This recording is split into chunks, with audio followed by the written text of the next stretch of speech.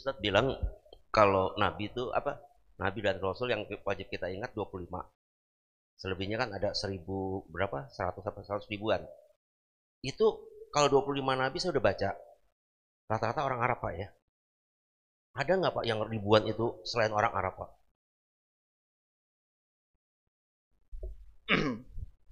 Sudah? Ada lagi? Mic ke situ.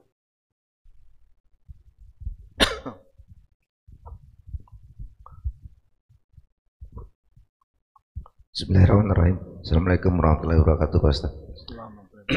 Ini yang saya tanyakan, Nabi yang kita ketahui sebanyak 124.000. Nah dari 124.000 itu kan yang kita ketahui 25. Yang dari 124.000 itu apakah dia juga mendapatkan mujizat, Pak Ustaz? Ya itu. Terima kasih. Assalamualaikum warahmatullahi wabarakatuh. Assalamualaikum warahmatullahi wabarakatuh. Yang pertama, 25 Nabi dan Rasul ini orang Arab. Apakah yang 313 itu ada nggak yang selain Arab? Atau nabinya 124.000 ada nggak yang selain Arab? Jawabannya saya juga nggak tahu. Karena saya cuman mempelajari yang 25 Nabi dan Rasul. Itu yang wajib kita imani, yang wajib kita baca sejarah-sejarahnya. Sampai saat ini saya juga tidak hafal Nabi mana saja yang sampai 100.000 lebih itu. Tapi kalau kita baca di dalam penjelasan para ulama, jumlahnya sekian. Mulai dari mana? Mulai dari Nabi Adam sampai baginda Rasulullah sallallahu alaihi wasallam. Dan semua itu sudah dijelaskan di dalam Al-Quran yang 25 Nabi dan Rasul. Nah kalau tadi kita sampaikan Nabi tersebut dijadikan oleh Allah sebagai Nabi tapi untuk pribadinya, bukan untuk umatnya. Tapi kalau untuk umatnya itu adalah mereka Nabi dan Rasul. Itu perbedaan antara Nabi dan Rasul. Orang mana? Orang Indonesia nggak mungkin ada. Kalau ulamanya ada. Nanti kewajiban kita berikutnya adalah kita cari sama-sama adakah ribuan Nabi dan Rasul tersebut, ribuan Nabi dan ratusan Rasul tersebut yang bukan dari orang Arab. Nanti Bapak cari, saya juga cari, nanti akan saya sampaikan pada bulan yang akan datang. Oke? Pak, maaf. Tadi Bapak bilang kan kita harus mengimani kan? Berarti kan kalau Nabi Isa kan mengeluarkan Injil Pak ya. Terus sebelumnya Taurat sama Zabur. Berarti kalau kita mengimani kita harus baca dong Pak itu semua. Surat-surat sebelumnya ya. Kitab-kitab sebelumnya. Dan Al-Quran dibilang yang terbaik kan Pak ya. Kalau kita nggak mau pelajari sebelumnya kan kita nggak tahu kalau Al-Quran yang terbaik kan Pak. Tapi kenapa ya yang saya tahu, saya pernah ngomong dengan beberapa rekan gitu. Ngapain kita baca-baca Injil? Ngapain kita baca-baca Taurat? Kitab kita tuh Al-Quran, perdalam Al-Quran, nggak usah yang lain. Sementara saya masuk Islam, kenapa saya masuk Islam? Karena saya baca Al-Quran. Ternyata jauh lebih baik dibanding kitab sebelum saya. Karena kitab sebelum saya itu semuanya ada di Al-Quran. Di situ saya tahu bahwa Al-Quran memang is the best. Gitu. Tapi kalau begitu saya ngomong dengan Islam yang udah lama, jawabannya selalu begitu Pak, banyak kan. Ngapain pelajarin kitab yang terdahulu? Nah, ya, jadi seperti kembali lagi kan? Pertanyaannya, kenapa banyak orang enggan untuk membaca kitab terdahulu supaya tahu bahwa Al-Quran ini yang terbaik gitu loh Pak? Orang yang ditanya tersebut apa jawabannya? Ya begitu, buat apa baca Injil, baca itu? Jadi Bapak ini bertanya ke orang atau bertanya ke saya? Bertanya ke Bapak, kenapa? Kenapa orang? Kenapa orang? Maksudnya anggapan itu melekat pada banyak muslim. Oke.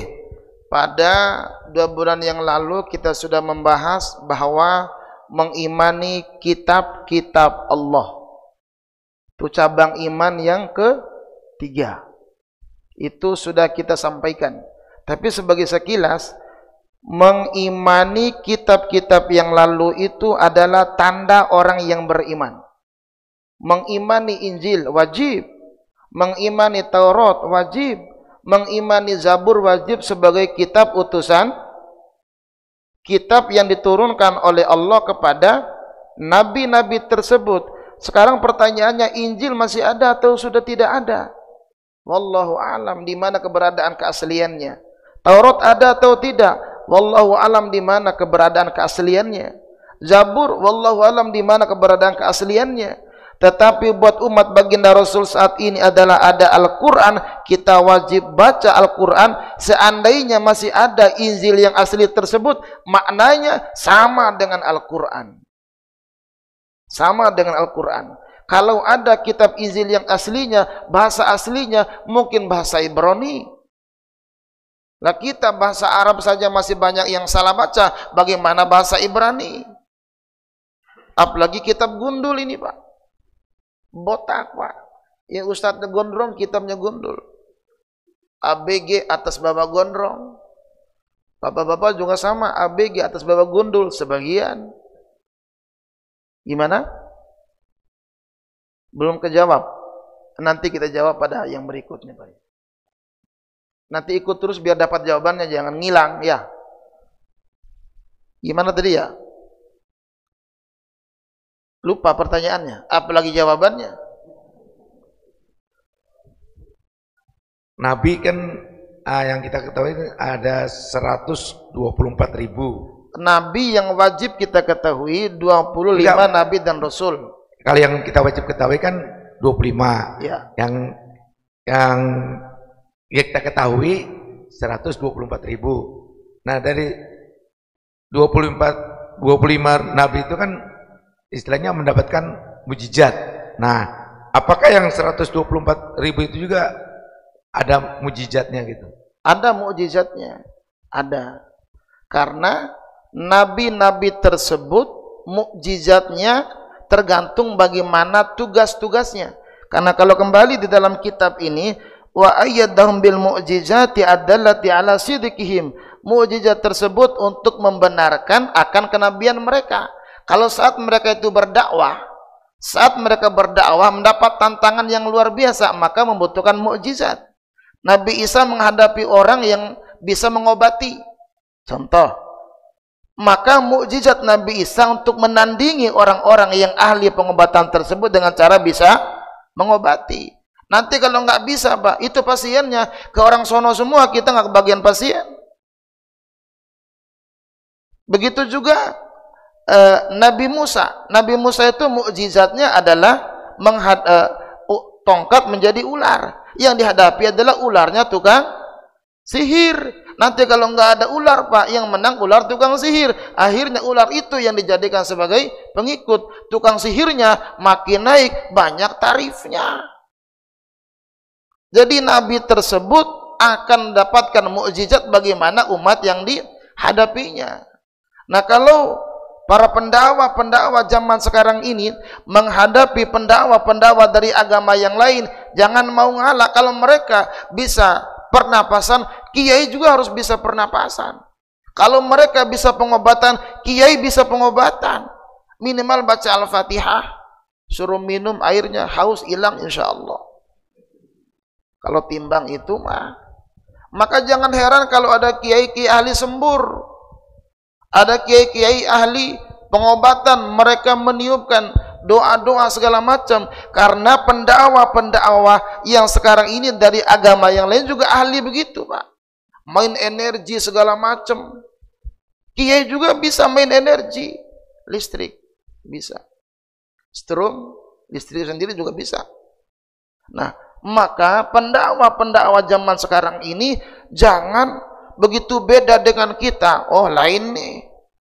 Contoh, muncul para dukun-dukun menggunakan belangkon. Dan harus ada juga pendakwa menggunakan belangkon untuk menyadarkan dukun-dukun itu. Tapi menjadi korban begitu kita datang, dukun ya katanya. Padahal dukun itu duduk tekun artinya. Zikir kepada Allah. Lah kalau tobib juga kan sama, pakai udang-udang. Tabib itu bahasa Arab, dukun bahasa kita, dokter bahasa Inggris. Kalau dokter menggunakan jas, menggunakan dasi karena memang orang Inggris, orang Barat begitu gayanya. Maka alat-alat untuk ngobatin juga datang dari Barat. Kalau tabib bahasa Arab, maka orang yang ngobatin juga menggunakan gamis, menggunakan ikat kepala, karena bahasa Arab tabib menggunakan pakaian orang dari Arab. Pengobatannya juga alat-alatnya dari Arab, kurma segala macam. Lah kita orang Indonesia, dukun istilahnya, pengobatannya juga pengobatan ala Indonesia. Kalau mencret ambil pucuk daun jambu. Kalau sariawan pakai daun saga, ya kan? Kalau apa namanya orang darah tinggi pakai daun kelor. Itu mah buat ngusir jin. Iya kan? Bahkan kalau ada istri cerewet pakai daun pintu.